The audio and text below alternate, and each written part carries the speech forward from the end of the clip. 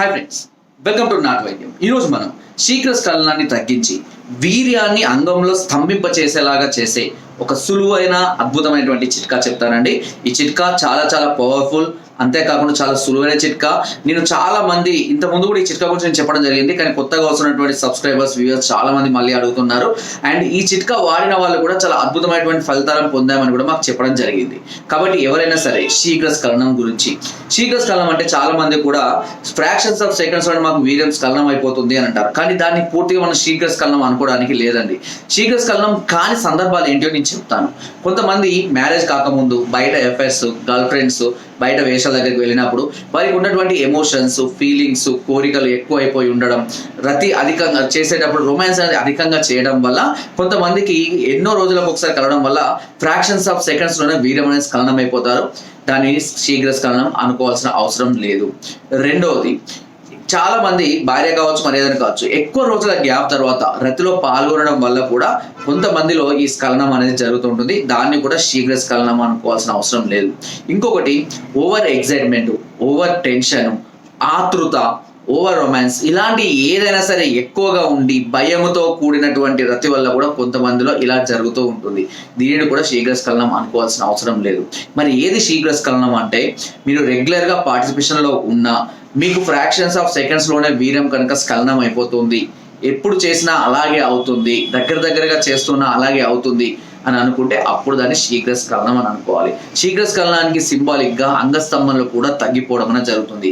ఇది ఓవరాల్ గా నరాల బలహీనతల వల్ల, హార్మోనల్ ఇంబ్యాలెన్సింగ్ వల్ల, లేదా కొంతమందిలో ఓవర్ మాస్టర్బేషన్ అంటే అధికంగా హస్తప్రయోగం లాంటివి చేయడం వల్ల ఈ సమస్యలు రావడం అనేది జరుగుతుంది. కాబట్టి మీరు ఇంకొక విషయం, ఓవర్గా డ్రింకింగ్ చేసి, ఓవర్గా మత్తు పదార్థాలు, గుట్కాలు, సిగరెట్లు, పాన్పరాగ్, తంబాకు, ఇంకా చాలా రకాలైనటువంటి అధిక మత్తు పదార్థాలకు అలవాటు అయిన వాళ్ళలో కూడా ఈ సమస్యలు వస్తూ ఉంటాయి. కాబట్టి కొంచెం జాగ్రత్తగా ఉండాలి. ఇవి జాగ్రత్తలు మాత్రం ఖచ్చితంగా తీసుకోండి. ఇక మీరు శీఘ్రస్ఖలనంతో కనుక బాధపడుతున్నట్లయితే మీరు చేయవలసిన చాలా సింపుల్. దీనికి కావాల్సిన తీగ బచ్చలి ఆకు. తీగ బచ్చలి ఆకు మనకు అందరికీ అందుబాటులో ఉంటుంది. బచ్చలి ఆకులు అయితే అందరికీ తెలిసినాయి కదా, దాన్ని తీగ బచ్చలి కూడా అని పిలుస్తారు. అదే వేరేది కాదు. బచ్చలి మార్కెట్లో కూడా మనకు చాలా సులువుగా లభిస్తుంది. తీగ బచ్చలి శరీరానికి చాలా మేలు చేస్తుంది, వీర్య కణాలను వృద్ధి చేస్తుంది. తరచుగా తీగ బచ్చలి ఆకు కూరలు తింటూ ఉంటే శరీరంలో చాలా రకమైనటువంటి సమస్యలు మనకు తెలియకుండానే క్యూర్ అయిపోతూ ఉంటాయి. ఇప్పుడు మనం చేయవలసిన ఈ తీగ బచ్చలి ఆకులు కొన్నింటిని తీసుకొని దాన్ని బాగా మెత్తగా దంచండి ఆకులను. లేదంటే మీరు గ్రైండ్ చేసుకున్నా పర్లేదు, దంచేంత ఓపిక లేదంటే దాన్ని పిండి ఆ రసాన్ని సేకరించండి.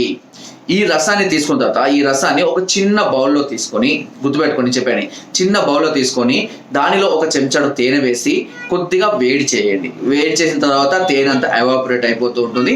అప్పుడు దాన్ని చల్లార్చి ఆ మిగిలిన మిశ్రమాన్ని అంగం పైన పూర్తిగా మసాజ్ చేయాలి. అంగం జాయింట్ నుంచి ముందర వరకు ఇలా మొత్తం పూర్తిగా, ఆ ఎరుపు భాగానికి తాకినా ఏం కాదు, కానీ తాకకుండా ఓన్లీ అంగం మొత్తం ఇలా ఓన్లీ వన్ డైరెక్షన్ లో మంచిగా మర్దన చేయాలి. ఒక 5 నుంచి 10 నిమిషాలు మంచిగా ఇంకేలాగా మర్దన చేయాలి. ఇలా ప్రతిరోజు, రోజుకు ఒకసారి కానీ వీలైతే 2 సార్లు కానీ ప్రతిరోజు చేస్తూ ఉంటే ఇది అంగం మీద ఉన్నటువంటి నరాలలో రక్త ప్రసరణ వృద్ధి చేస్తుంది, కండరాలను బలోపేతం చేస్తుంది. వీర్య స్ఖలనం అనేది త్వరగా కాకుండా ఎక్కువసేపు నిలబడి ఉండడానికి ఈ చిట్కా చాలా అద్భుతంగా ఉపయోగపడుతుంది, వితౌట్ ఎనీ సైడ్ ఎఫెక్ట్స్. తీగ బచ్చలి చాలా అద్భుతంగా పనిచేస్తుందంటే దీనిలో నో డౌట్ అబౌట్ ఇట్. కానీ వాటిని మనం చాలా జాగ్రత్తగా, అండ్ ఇంకొక విషయం ఏంటి అంటే, చాలా మంది పథ్యాన్ని ఫాలో అవ్వడం లేదండి. ఎప్పుడైనా సరే మనము ఏదైనా చిట్కాను ఫాలో అవుతున్నామంటే ఖచ్చితంగా దానికి కావాల్సినటువంటి పథ్యాన్ని మనం ఫాలో కావాల్సిన అవసరం ఖచ్చితంగా ఉంటుంది. చాలా మంది పథ్యాన్ని ఫాలో అవ్వకపోవడం వల్ల, అంటే ఎక్కువగా చింతపులుపు లాంటివి తీసుకోకూడదు, అండ్ నాన్ వెజ్ డ్రింకింగ్ ఏదైనా సరే లిమిట్ లో ఉంచుకోవడం అనేది చాలా చాలా అవసరము. ఇలా మనం పథ్యాన్ని కనుక మంచిగా కాపాడుకొని మంచి హెల్తీ ఫుడ్, మంచి డైట్ ఫాలో అయినట్లయితే తప్పకుండా ఈ శీఘ్రస్ఖలనం సమస్య అనేది పూర్తిగా తగ్గిపోవడం జరుగుతుంది. ఇంకా ఏదైనా సమస్యలతో మీరు బాధపడుతున్నా, దీర్ఘకాలికంగా ఇబ్బంది పడుతున్నట్లయితే ఒకసారి మమ్మల్ని సంప్రదించండి. దీని కొరకు కింద స్క్రోల్ నెంబర్స్ కి ఫోన్ ద్వారా, వాట్సాప్ ద్వారా, లేదా కింద డిస్క్రిప్షన్ మా యొక్క అడ్రస్ కూడా నేరుగా వచ్చి మమ్మల్ని సంప్రదించి మీ అన్ని రకాల సమస్యలకు సలహాలని, సూచనలు, మెడిసిన్స్ కూడా పొందవచ్చు. ఒకవేళ మీరు రాలేని పరిస్థితిలో ఉంటే మీ సమస్య తీవ్రతను, మీ సమస్యను తెలియజేసి మీరు కొరియర్ ద్వారా కూడా మెడిసిన్ తెప్పించుకునే అవకాశం నాట్ వైద్యం ఛానల్ మీకు మొదటి నుండి కూడా అందిస్తుంది. అండ్ నా వీడియోస్ తప్పకుండా లైక్ చేయండి, షేర్ చేయండి, అండ్ సబ్స్క్రైబ్ చేయడం మాత్రం అస్సలు మర్చిపోదు. కింద డిస్క్రిప్షన్ మన గ్రూప్ లింక్ ఉంది, లింక్ ద్వారా జాయిన్ అవ్వండి. మరెన్నో అద్భుతమైన చిట్కాలని అందులో ఎప్పటికప్పుడు పంపిస్తూనే ఉంటాను. Thank you.